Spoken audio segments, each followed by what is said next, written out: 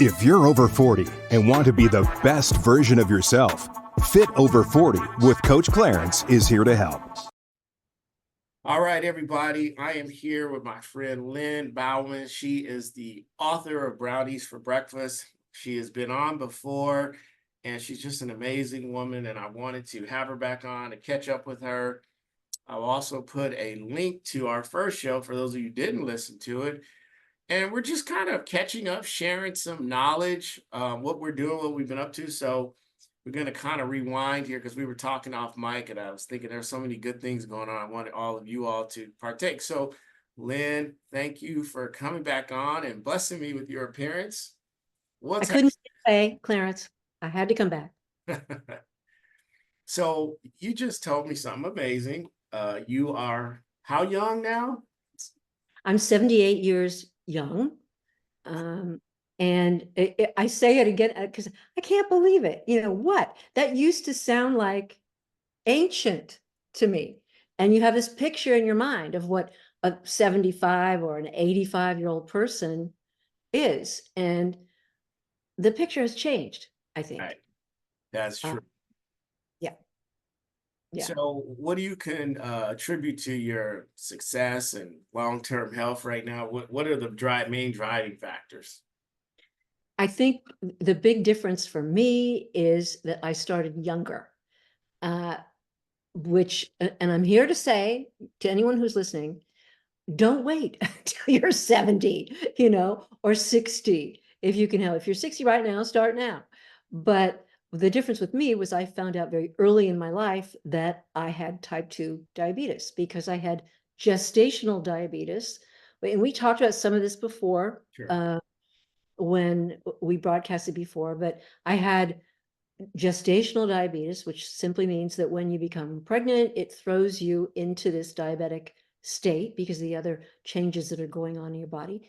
And they told me then, and this was in 1975, that doesn't it sound like just ancient? 5 years after I was born. Wow. Okay, so they told me then that when I was in my 40s, which at the time sounded like just so far in the future, I would probably develop type 2 diabetes. So I watched it carefully and I couldn't get anyone to really pay attention because I wasn't particularly overweight. There are no symptoms, which is such an important thing for people to know about so much chronic disease, whether it's heart disease or diabetes. You're not going to suddenly wake up one morning and go, I think I'm diabetic, or wow, this feels like heart disease, until it's too late. So that's why you need to continually get your checkups, think about it, and act as if you want to be healthy and you don't want to encourage these chronic diseases.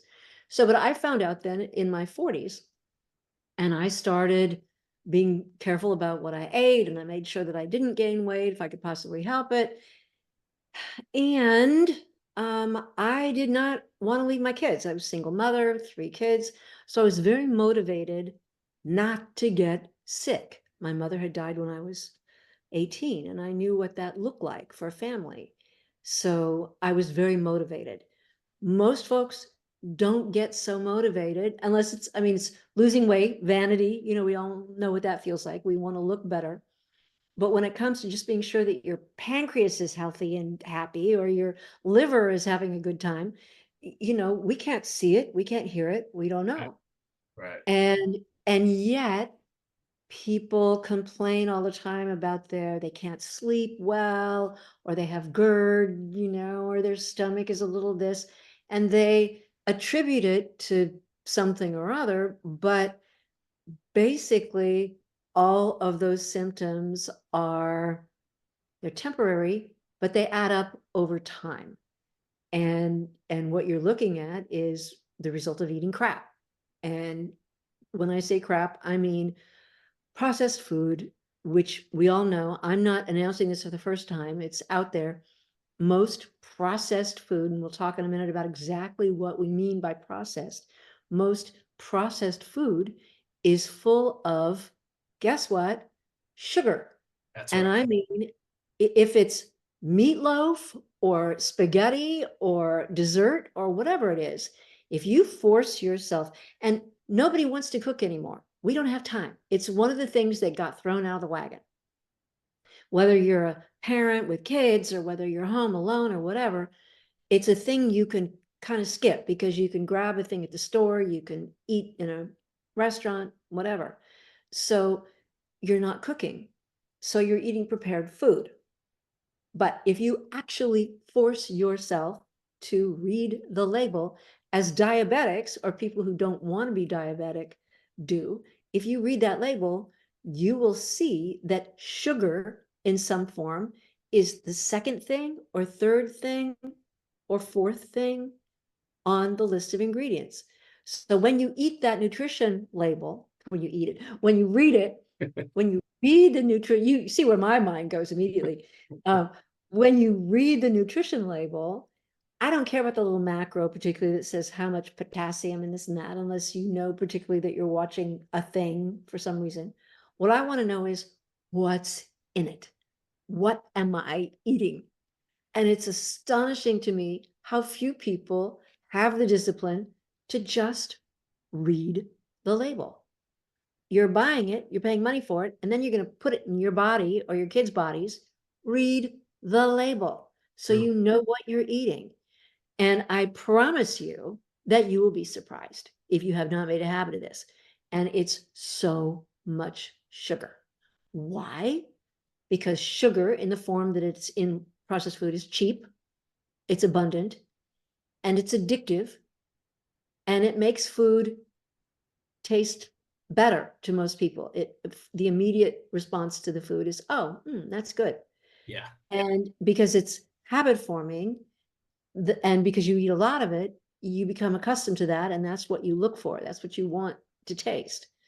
So that's why we have a country with, well, you know the statistics better than I do, probably, Clarence. I mean, is it 85% obese to some Yeah, degree? and depending on who you ask, some people say higher than that, some people say lower. But yeah, it's alarming. Yeah, There's and a lot of our kids. yes, and parents aren't educated. They're suffering from miseducation. I was in the store. It's so funny. I'm dating myself, but I was doing a grocery tour, which people don't do too much anymore. But I had a client, and she was looking at bacon.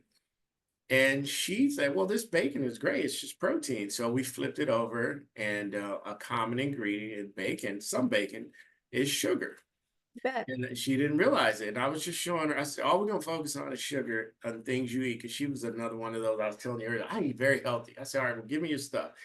And I wasn't trying to shame her, but I was just trying to educate her to how sugar. And I said, what you always want to look for is what's the most abundant ingredient. And a lot of times things she thought were protein, where the sugar was the abundant ingredient. Then they throw protein in because it sells. This has 12 grams of protein, but it has 150 of sugar. So, And it'll have 6 ingredients that are all sugar. right. But listed further down in the list because they're Right. not such a big part of the total ingredients, but they have Yeah. different names, but they all mean sugar. Yeah. In the book, I made it a point to list them all out so you know them when you saw them. But the other thing about bacon, Clarence, and again, you know this, I'm sure, but one of the identified sources, nutritional sources of cancer is preserved meats. We have lots of science about preserved meats like bacon and pepperoni being contributors to cancer. Then the other thing is that, guess what? Sugar, lots of science, nobody's really arguing about it anymore. Sugar contributes to cancer. I'm not going to spend a lot of time talking about that, but look it up. The information is out there. And Clarence and I were talking earlier. I know now that MDs actually, when they are talking to their cancer patient, they will hand them a diet, which is not about losing weight or anything. It's here. You'll see that you don't want to eat sugar anymore. So for me, having been at this a long time, for the MDs, the oncologists to actually be telling who are notorious for knowing nothing about nutrition, right? didn't study it, that's not what they do, that's not their wheelhouse. Well, now the oncologists are talking to their patients about sugar. So, it's important. It's really important. But I have some good news today. Yeah, let's hear it. Since you and I talked, uh, it has become much easier to find on the market an ingredient called allulose. Terrible name, Allulose. What it is a rare sugar, and I don't exactly understand how they came up with rare, but that is a scientific term for this type of sugar. It has no calories. It's a natural product. It's just one ingredient, allulose. It wasn't made in a test tube. It's squished up plant, basically. But it has no calories. It has no effect on your gut. It doesn't upset your stomach. It tastes great and it makes fabulous sweets.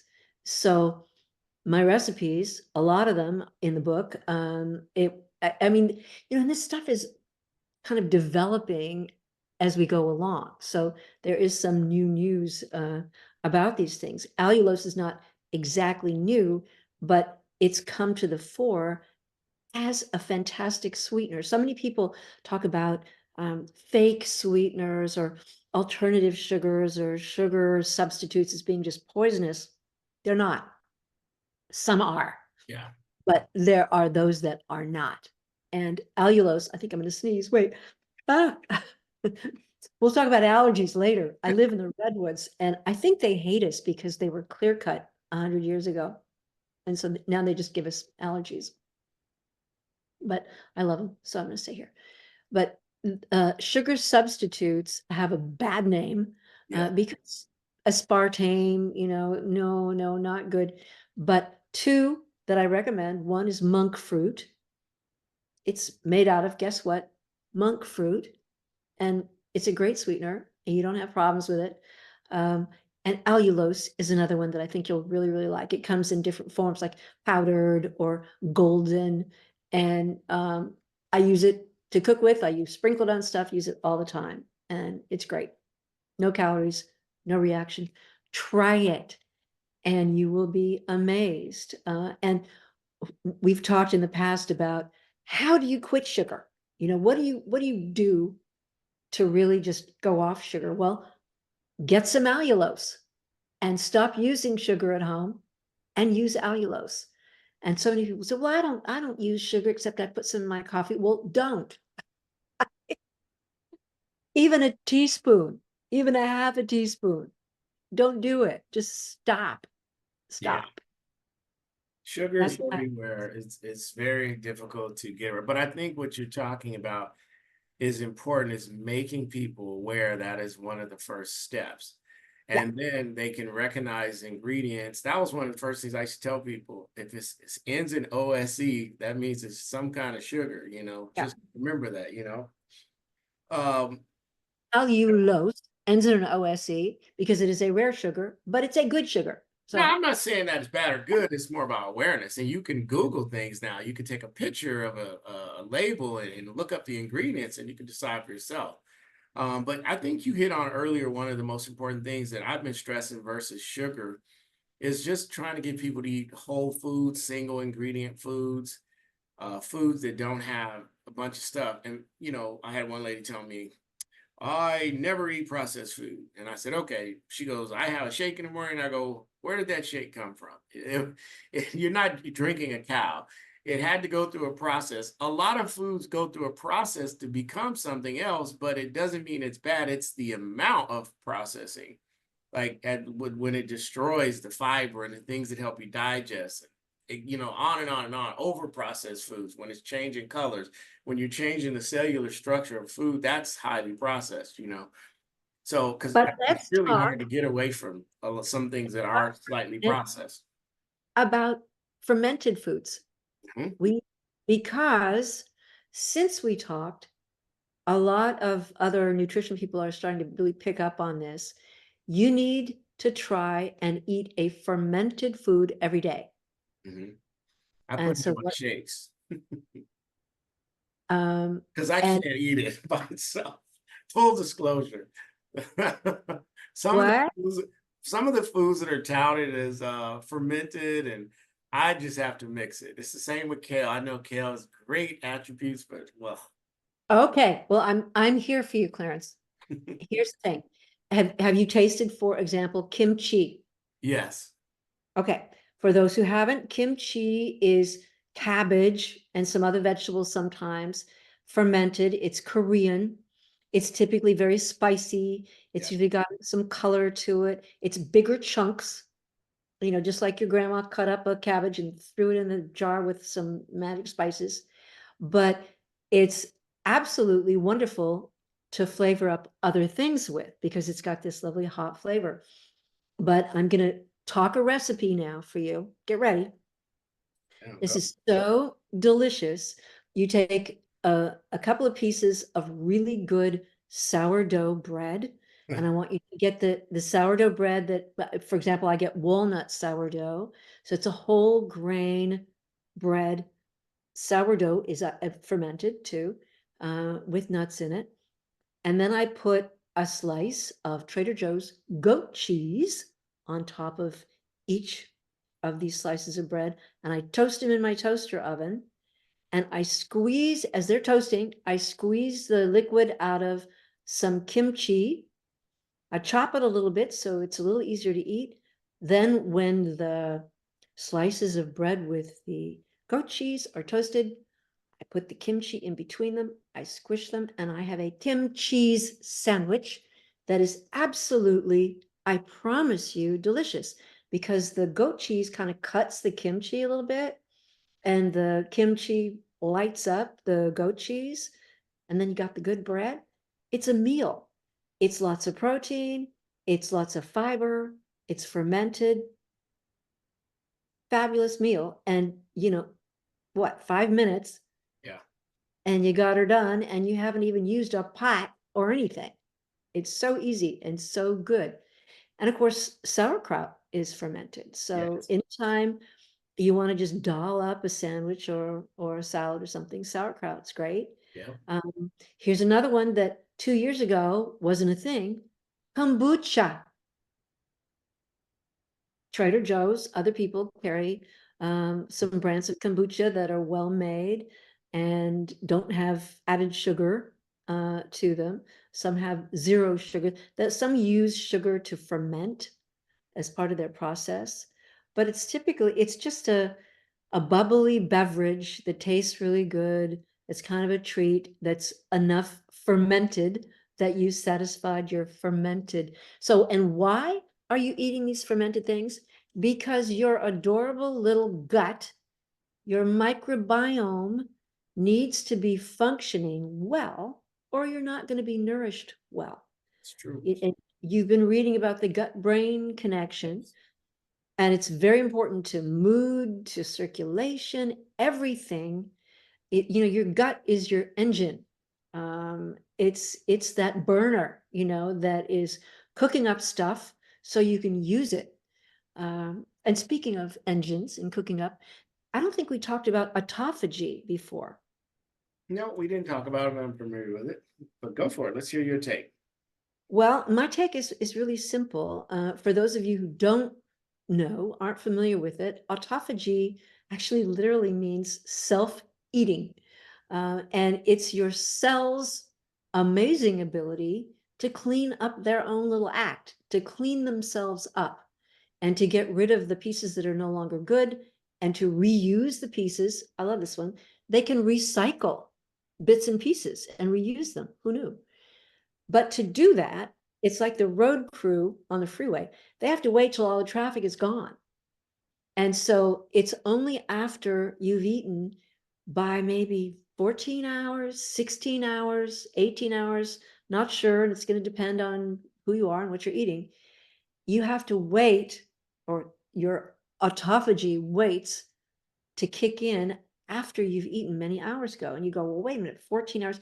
Well, but if you look at, okay, maybe my last meal, I eat early in the afternoon. Maybe my last meal was at 4 in the afternoon. So 4 in the morning, it's been 12 hours, and then 8 in the morning. And so you go, oh, I see. Okay. If you don't eat at night, That's right. Don't eat at night. Grandma Buzzkill here to tell you, no more pizza in front of Jimmy Kimmel. Sorry. Well, Bad all idea. kinds of reasons why that's not smart. Well, there are all kinds of reasons for that, right? But eating at night is going to interrupt your autophagy, and the autophagy is very important to keeping your whole cellular structure healthy. So, and also you'll sleep better. That's If, true, right? if you don't eat after, I mean, maybe 5 or 6, okay, but at least 3 hours before you go to bed. At least. I go to bed very early. I'm a recreational sleeper. I love my bed, and I love that time where it's like, okay, I'm done, and bye-bye, everybody. And I don't watch TV at night, and I recommend that highly.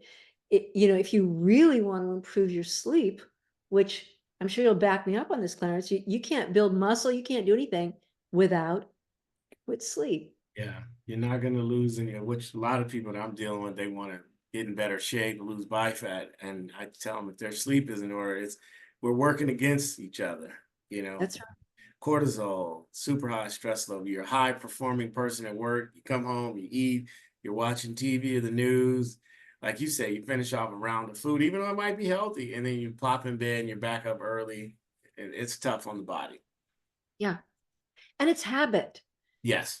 Once you teach your body that it should not be expecting those little hot dog things at night, um, those awful little things, or that ice cream. That's everybody's, Favorite while you're watching a good movie, having some ice cream. Come on. no, the best snack for you, if you got to have something, make it popcorn, make it yourself, and then put nutritional yeast flakes on it. I like it. I like It's it. really good. And truffle salt. Oh, Really, yeah. Yeah. that's really But good. So earlier you showed me something, and I'm in a open carry state. I don't know what the rules are in California, but can you show me the gun you showed me earlier? oh yes, here they are. Yeah. Here's my granny gun. I love it. Get that muscle.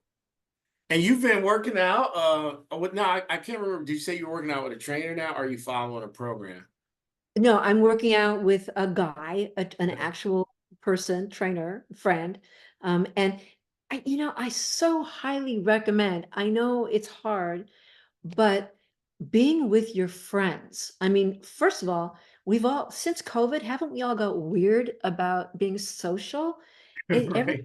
kind of changed. And so for me now, my big social thing is the gym. And when you say the gym, I don't mean a bunch of guys like, pumping iron. I mean, in my case, it's mostly women with a couple of guys will show up, but Mhm. it's mostly my buddies, my friends, and I get to see them, and we just talk trash and dish and stuff, and then work out, and all of a sudden the hour is gone, and and we have a guy who can really help us to not injure our adorable old selves, which is huge, really huge.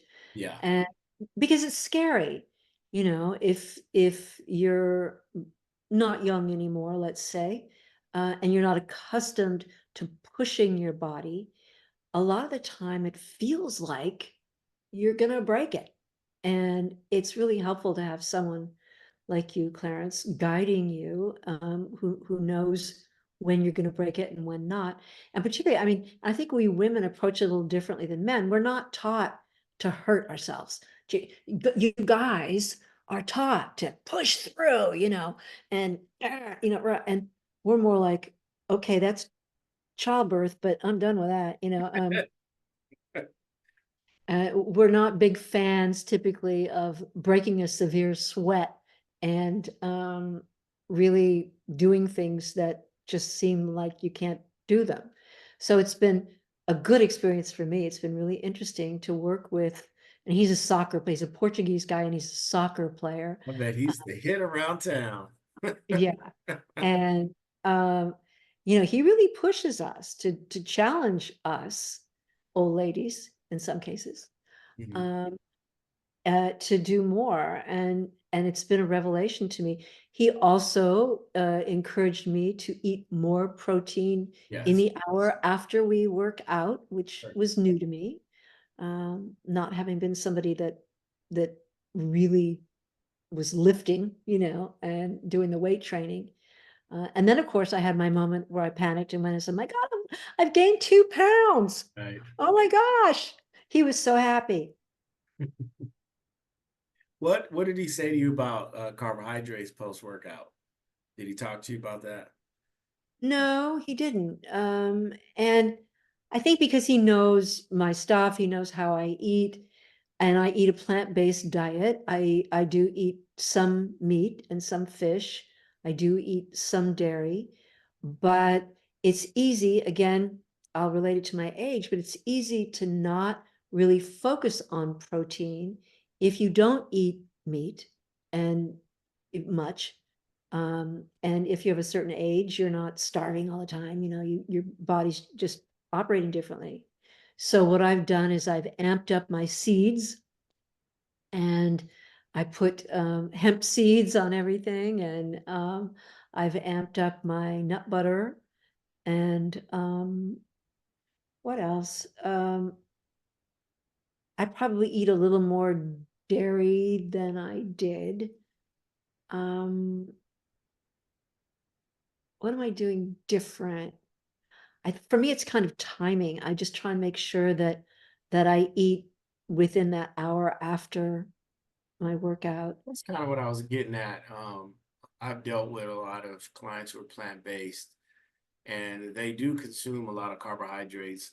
So what the challenge for me is cleaning it up, adding more protein. But generally, I had the most success with people around timing of carbohydrates around their workouts, for the fuel, to funnel the proteins into the muscles. It's, complicated, but it's a simpler way of showing that someone who eats a lot of carbs, you know, I kind of structure where they kind of time their carbs around their most active part of the day.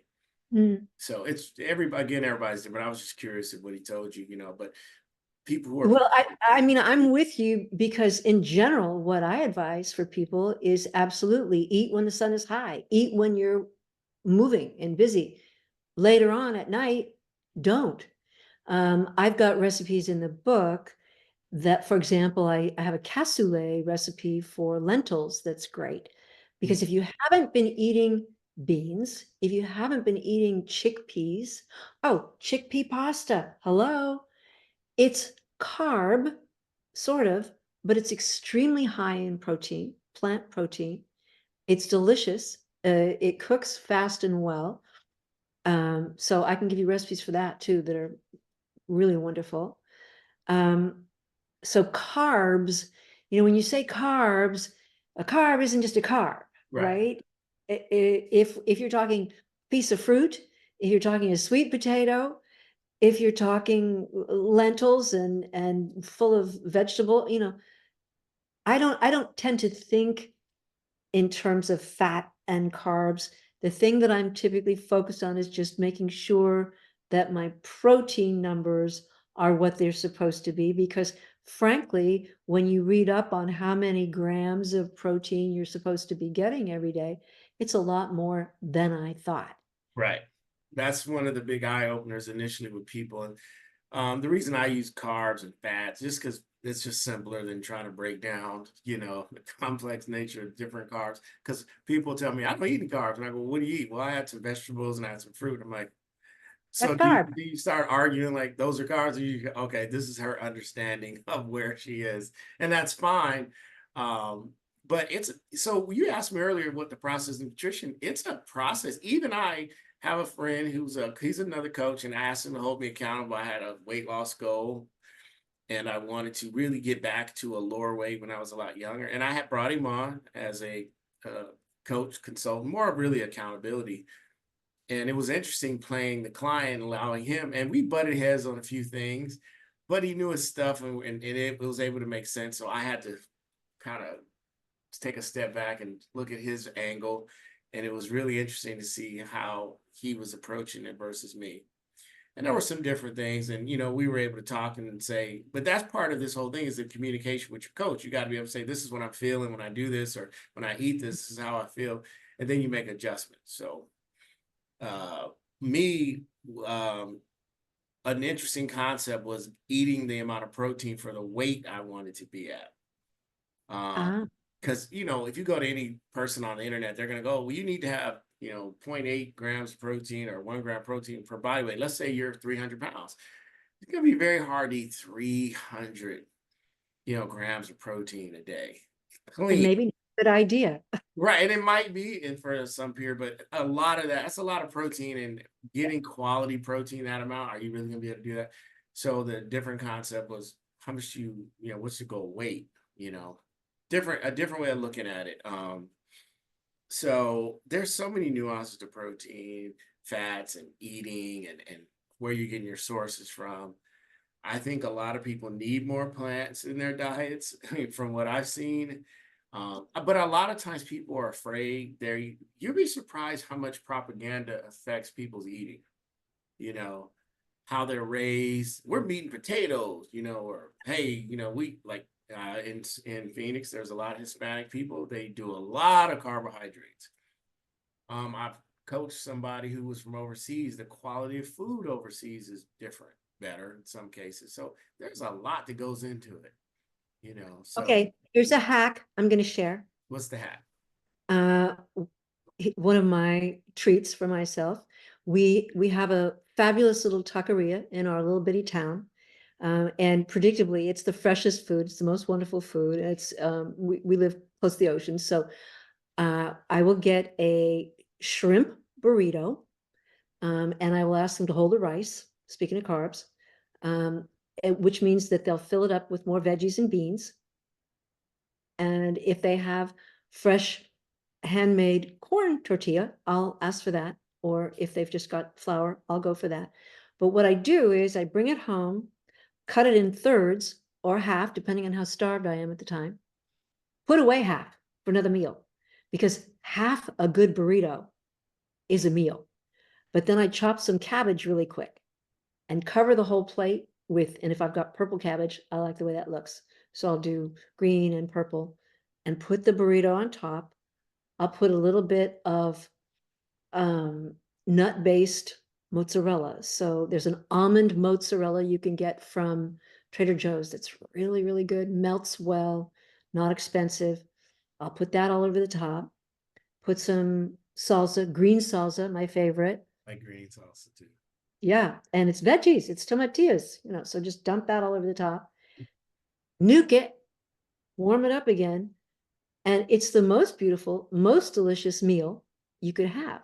But you've cut in half your carbs, you've got some good protein in the shrimp, you've added some good leafy vegetables, which is what all of us don't get enough of. Right. You just need to find ways to add those into your day in an easy way. Cabbage is cheap. It holds up well in the fridge. There's nothing fancy about it. It's a brilliant food. It's great raw. It's great cooked. You don't have to pay attention to how long you cook it. I mean, think about it. Cabbage. It's just great food. So always have it in your fridge. Pull it out and eat it. Just chop it really fine, and make it look cool on your plate. And you'll go, oh yeah, that's good. It's crunchy. And with that cheese melted on top of it and with the little juice coming out of the burrito, it's delicious. And you haven't done anything. You haven't cooked, right? It's takeout food, but it's high quality, whole, except for the tortilla. But for the most part, it's very high quality food. And beans. Eat more beans. Just not beans soaked in lard, covered in grease if you can help it. But beans, great food, underrated food. We grow fava beans on my place. So every spring we have these gorgeous green. Do you eat fava beans? It's been a long time. Not on It's a, the regular. My beans are black. I like pinto, red beans, kidney, and navy. Those are my favorites. okay. Well, if you see fava beans try them. They're absolutely delicious. They're a broad bean, and I like the whole kind of ritual of squeezing them out of their little things that they're grown in, and you know, they're easy to, they cook in 3-4 minutes. So easy. You can eat them in pasta. And what I'm trying to convey to people is that cooking, I don't measure most of my stuff. I mess up and it's always still good because it's simple. My stuff is really simple. The brownies are made from a can of pumpkin, a jar of nut butter, some allulose, some cocoa, just out of the cocoa, regular cocoa in there, eggs, great food, or if you're vegan, egg substitute, that's fine, some baking soda, boom. You stir it up, you put it in a pan, you cook it. It doesn't have to be hard. And I guarantee you that things like the brownie, you're going to go, dang, that's better than any brownie I've ever had in a store. I mean, they're excellent. They're moist, they hold up in the fridge. So I'm not asking you to give up sweets or treats or anything that you love. Am I asking you? What am I asking? Okay, there's a recipe for granola if that's your jam. If you really love the cereal, the crunchy, there's a recipe in there that's all good. Seeds, nuts, whole oat flakes, wonderful food. So it's not a big stretch to eat really nutritious, great food. All it is not eating crap. Yeah, I agree. Basically. I agree. I agree. Well, And why don't you you give should the have to, audience, huh? Go ahead. I don't think you should have to count everything and measure everything. I want you to just enjoy it. Right. And again, stages and progress. After, I believe if you are following certain principles, you can eyeball some things. Not saying that's for everybody. Excuse me, there are levels to it, depending on where you are in your journey. So, Lynn, while we wrap up, let everybody know where they can find you. And then if you got anything new that we can look out for, let us know now. Okay, here's what's new. I recorded the book, so you can get an audible version of Brownies for Breakfast. And you're going, wait a minute, an audible cookbook? Does that make any sense? Well, I'm telling you that the recipes are so simple, some of them, like 2 ingredients. And so if you're driving along and you're listening, and it's stories and it's, history and other stuff too. It's not just all recipes. But if you're driving along, I will tell you how to take 2 ingredients and make the best salad dressing you've ever had in your life. 2 ingredients. And it's healthy and it's got protein in it. So I think it makes sense to listen to some of this stuff as you're doing your commute or taking the kids to the ball game or whatever. And then if you want, you can go home and download the ebook version of it, or get the printed one. Great. But if you get the ebook version, there are the photographs, there's the recipes, everything that you can refer to. So please check out the Audible version of Brownies for Breakfast. The subtitle is A Cookbook for Diabetics and the People Who Love Them. So, and that's cheap because everybody has a diabetic that they love in their family. It's true. Like. Yeah, we know someone. Yeah, for sure. Yeah. Yeah, definitely. And it's the same prescription if you've got a heart condition, if you've got, cancer, any other thing that's going on. It's just how to eat real food, whole food, plant-based food. And when we say based, we don't mean exclusive, but how to make plant forward food, which y'all know we need to do. So that's what's new. My website is lynnebowman.com, LYNNEBOWMAN.com. I love to hear from you. There's a little contact form in the website, and I like it when people send me questions, or please send me photographs when you make the food. I love to see how it works for you, because I tried really hard. All the photographs in the book, by the way, I've been told they're really good. Thank you very much. But they're just pictures I took with my iPhone because I wanted them to be as real as the food is. I didn't want them to be all styled and so on. I want this to be something you can do yourself and get great results with. Very good. All right, Lynn. Well, it's always a pleasure talking to you and catching up with you. And I think people will find a lot of value in your work. So hopefully, guys, you check in and check out her work. And as always, take care of yourself, and I'll see you on the next one. Bye-bye.